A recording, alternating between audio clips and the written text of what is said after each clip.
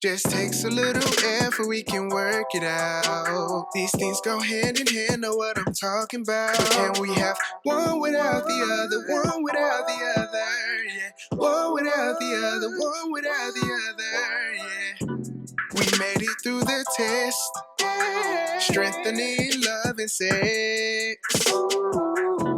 We made it through the test, strengthening love and sex. Hey everybody, Hello, everyone. it's the Spencers, and welcome back to the Strengthening Love and Sex podcast, where we are naked and unashamed. Come on, somebody. We are excited to be back with you for another episode. And last week, babe, we were talking about how to balance kids and intimacy.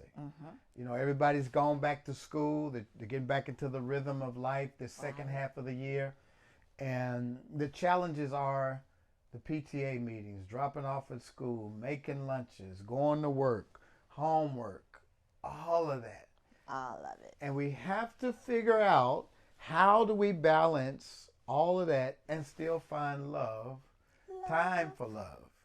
A word that comes and goes, and no one really knows what it means to really love somebody.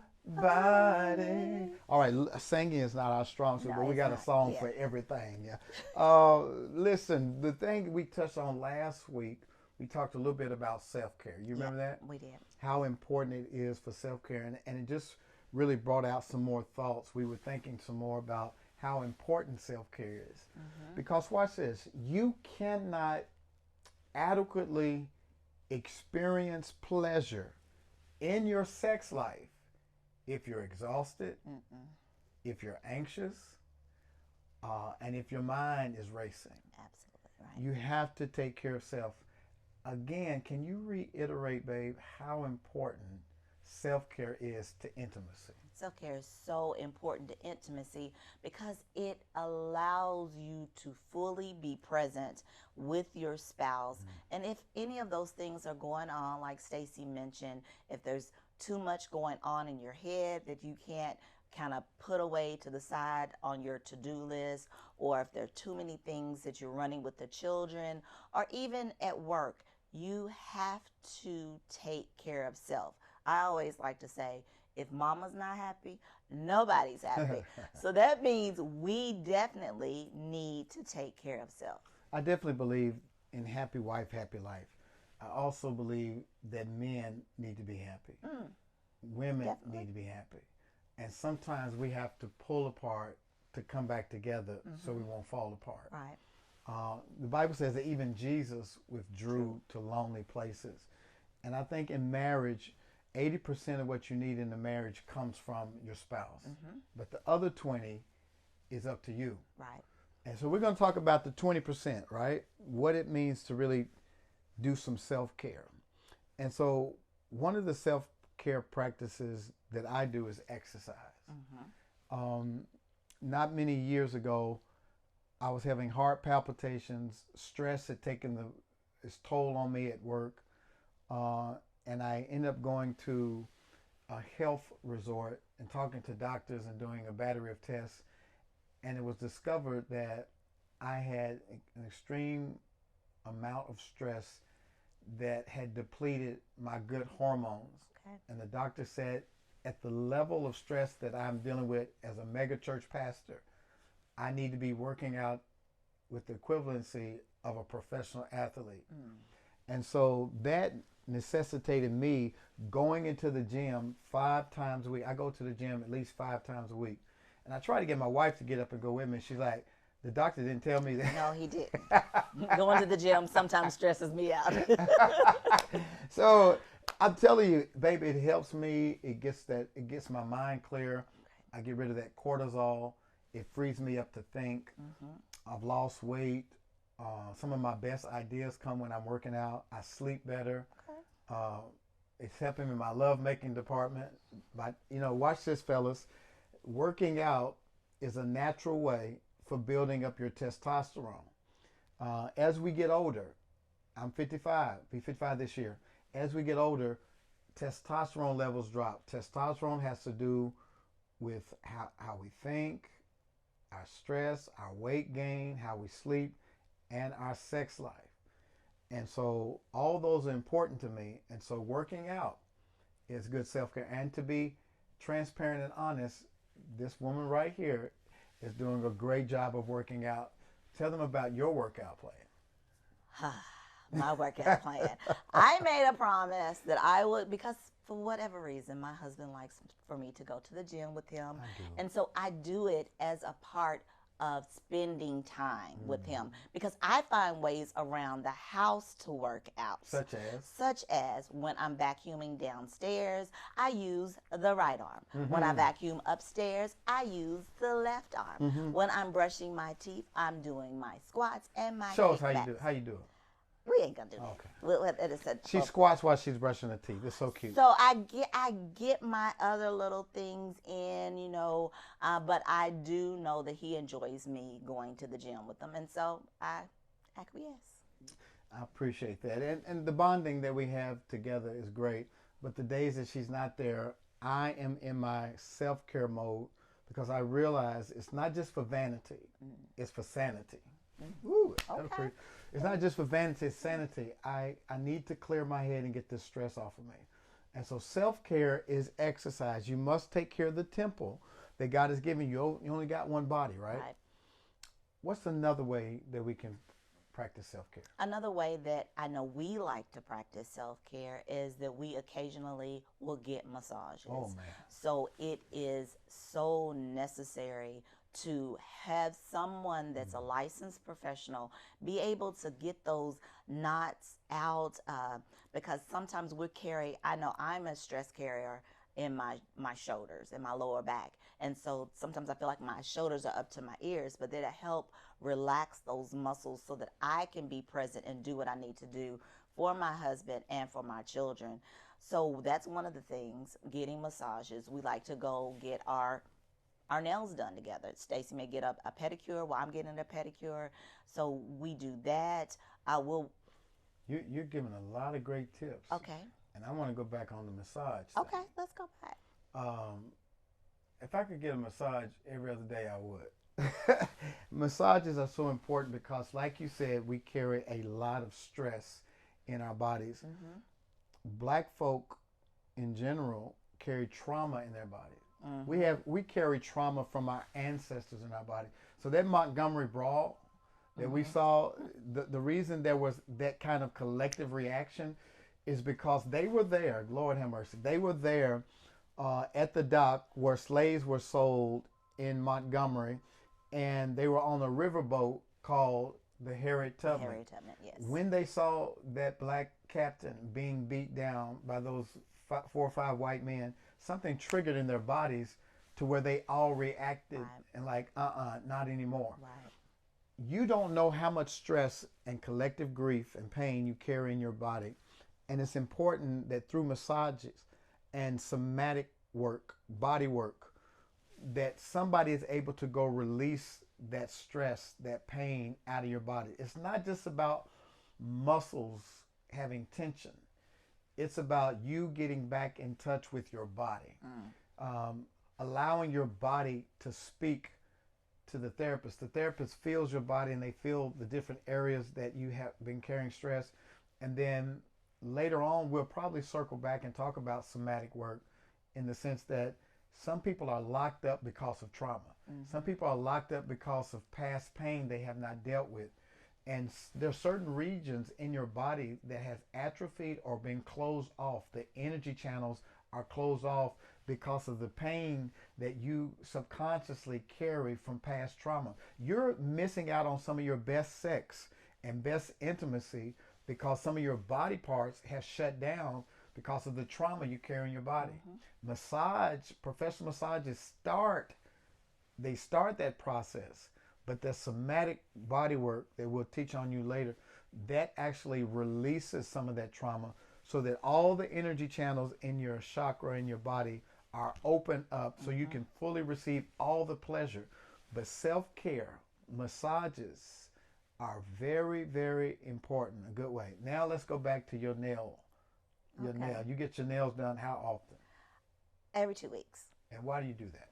One, because I'm a stickler for my nails, but one, it's just having someone else to do my nails. Mm-hmm.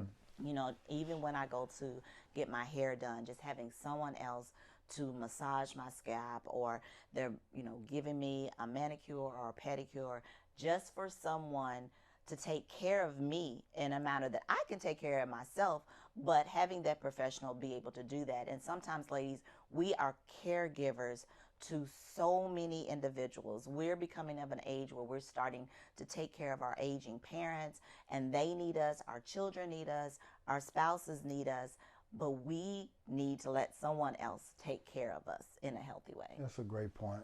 Pampering is so necessary. I remember the Wizard of Oz when they went to Emerald City. Yes. The Tin Man, the Lion, Dorothy.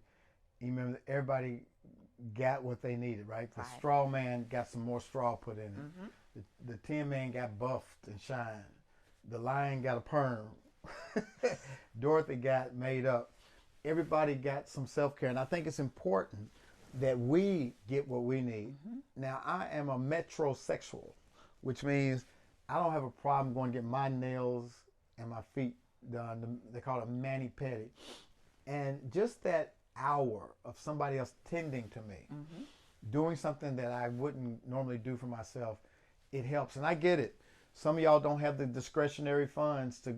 I was talking to my 28-year-old the other day, and I said, "Do you go get a mani-pedi?" He said, "That's a what do you say?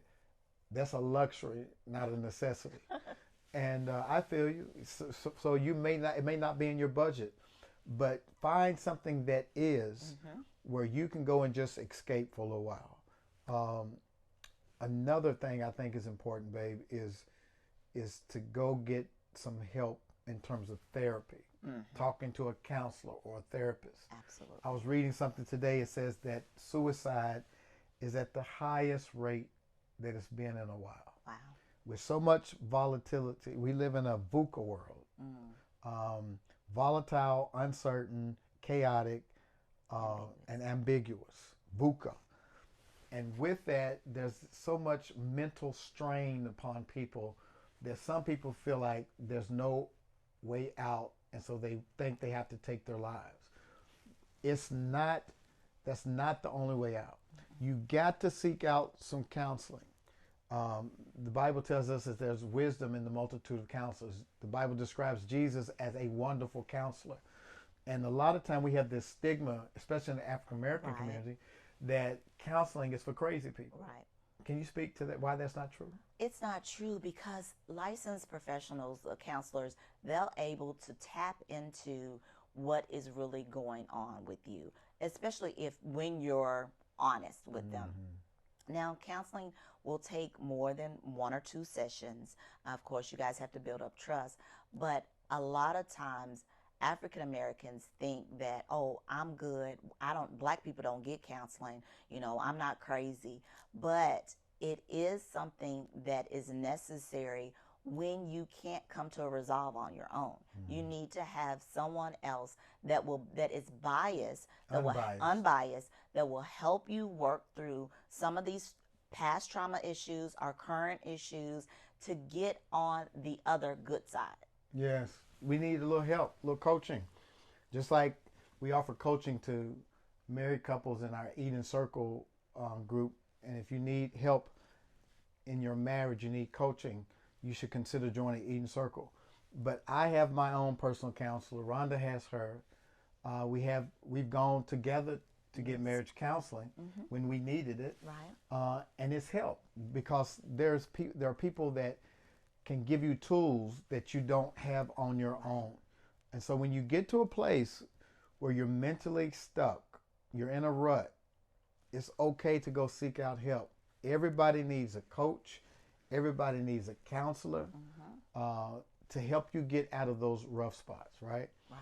I would add another thing that's good for self-care, and that's being outside. Remember, we were walking into the gym, and the older lady was telling us that the Japanese have this term called forest breathing. Okay. That when you go outside and enjoy nature, you're actually breathing in the forest. Actually, trees emit oxygen. And I think some of the purest oxygen we can receive, some of the purest breathing we can receive is when we're out with nature and communing with nature. Like hugging trees? Hugging trees, right. I was going to say that. The trees are living things. They are a living organism. And you should go out and be with nature and embrace nature. That is such a relaxing thing for me. Having been raised a country boy, I love going fishing. And there's a statement we have as fishermen that says, a bad day fishing is better than a good day in the office. It's very good to go out in the wilderness and unplug and take walks. Oh, and another thing of going out, it helps to ground you. And one of the things you can do immediately is to take your shoes off and go walk in your yard. Yes. Go walk in the grass. Just walk around in your front yard or your backyard or wherever there's some grass area.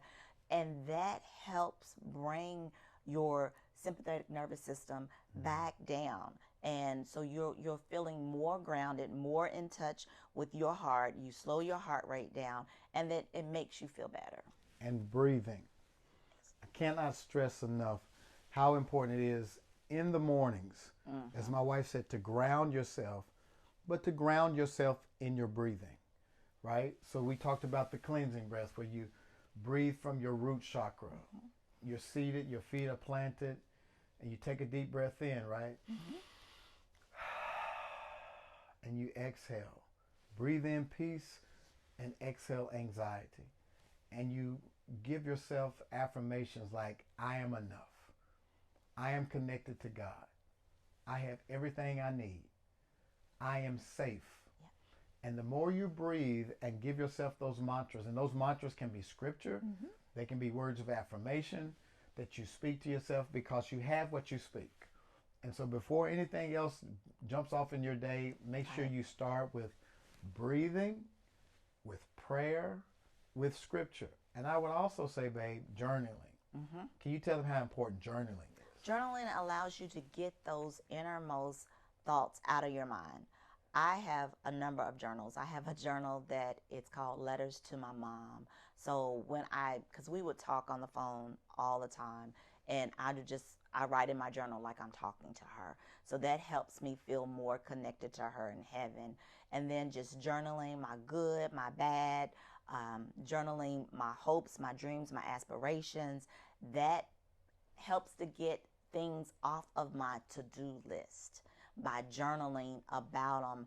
And I feel better when I know it's down and it's not stuck in my brain.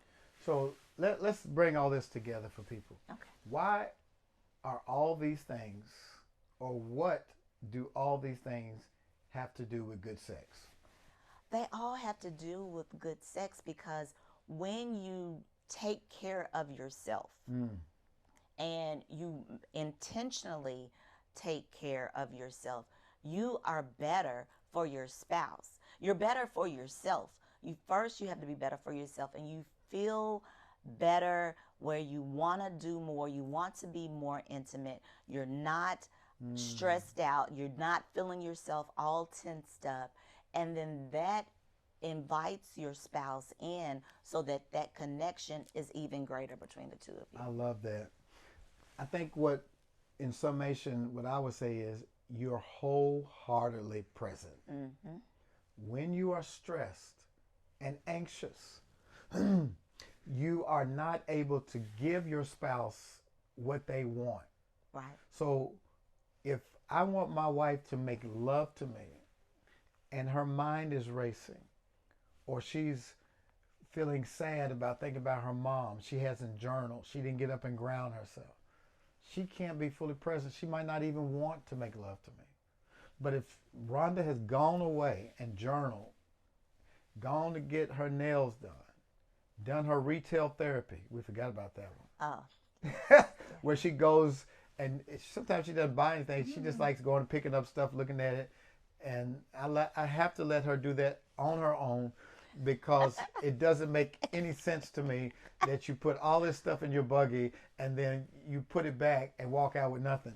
When I go to the store, I got in mind the three things I need. I go boom, boom, boom, boom, get them, pay for them, I'm gone. Anyway, so when my wife is successful in doing her self-care, the love making is so amazing when we are both emotionally available. Mm-hmm.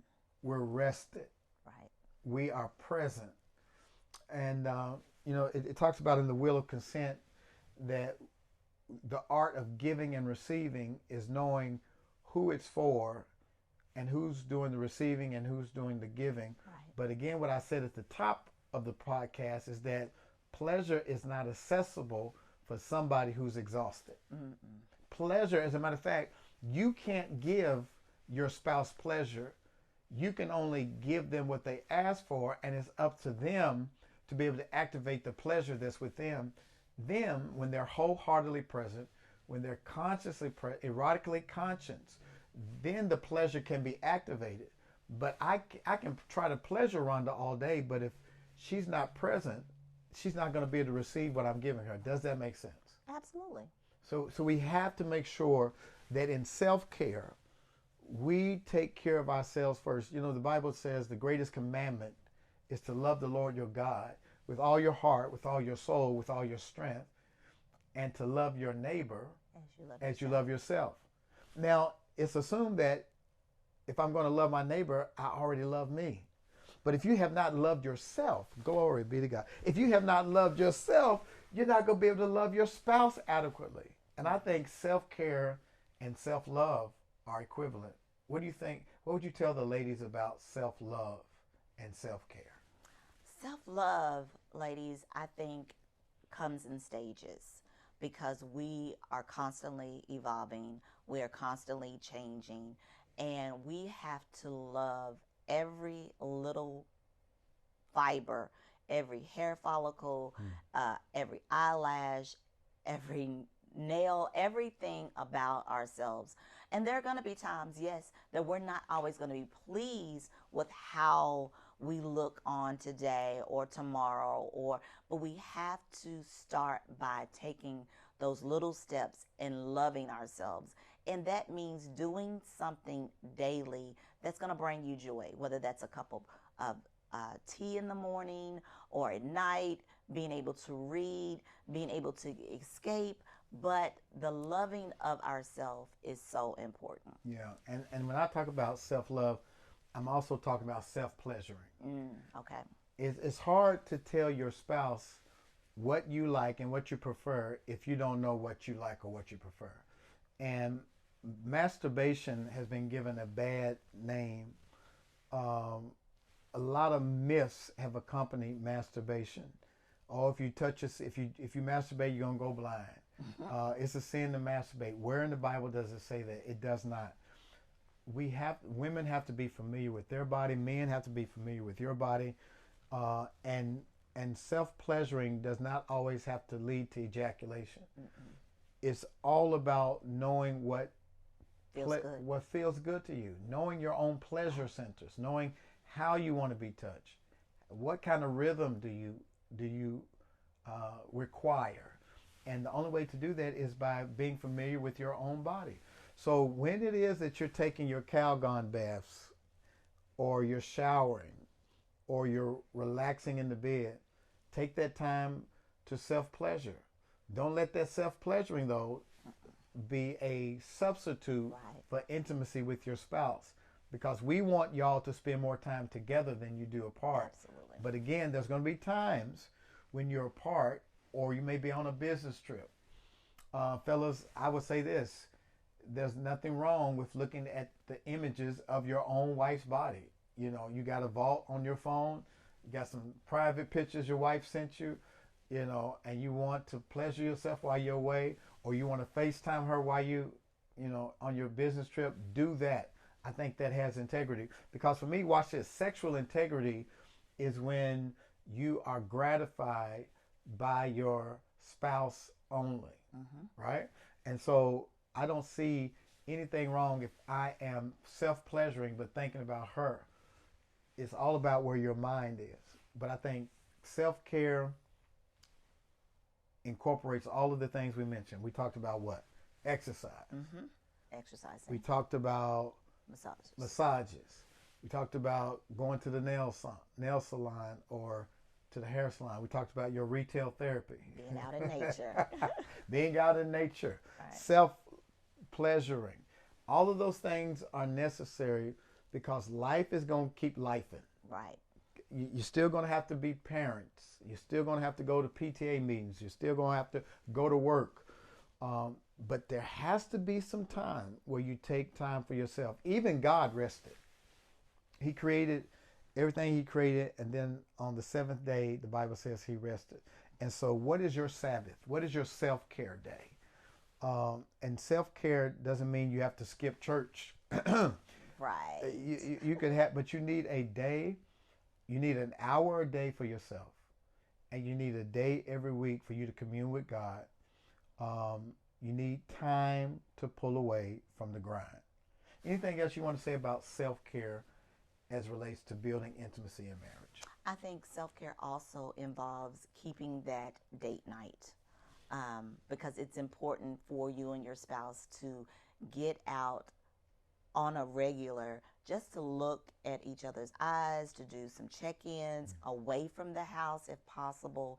And that helps pour back into your marriage. So when then you get home, hey, you all good. Y'all take y'all bath together and y'all make love and go to sleep. Say what? You said take a bath together? You know I get in the bathtub with you sometimes. I don't like the jets.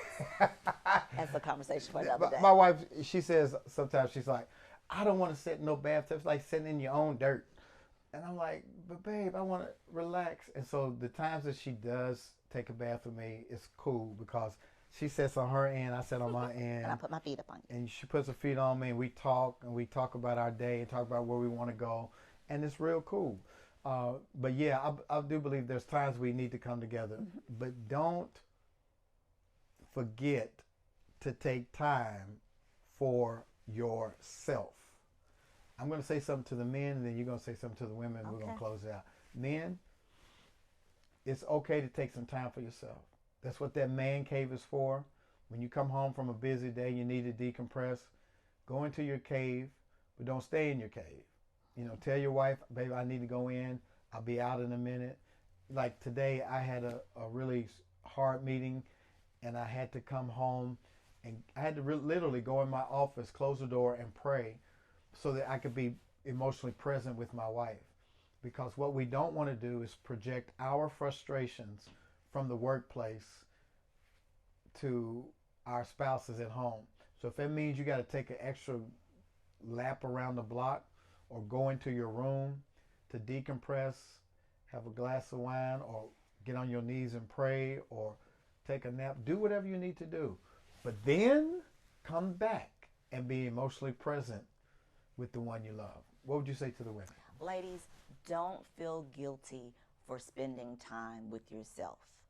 It is okay for you to come home and need a break before you start cooking dinner or getting things together for the next day. It actually helps with your mental for you to spend some time with yourself. If you're with your spouse, let your husband, your children know, hey, I'm going to be gone for a couple hours. If that means you've got to walk around a store. One of my favorites is going to Sephora and buying a new lip gloss, or that's some retail therapy for me. But do that and don't feel guilty about it. And then come back and be present with your family. I love it. Listen, we want you to know that we care about you, and we will hope that these nuggets that we're giving you on self-care and balance resonate with you so that you all can have the best sex, the best marriage, the best relationship that you can possibly have.